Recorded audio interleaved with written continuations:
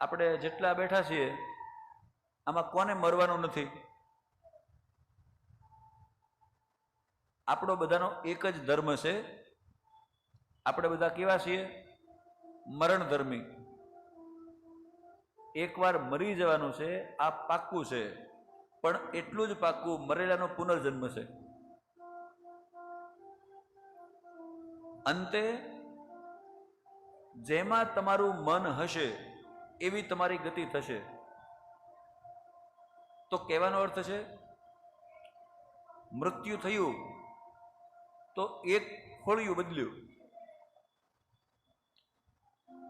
વાસાંસી જીર્ણાની યથા વિહાય નવાની ગૃહણાતિ નરોપરાણી તથા શરીરાણી વિહાય જીર્ણા ન્યન્યાની સંયાતિ નવાની દેહી.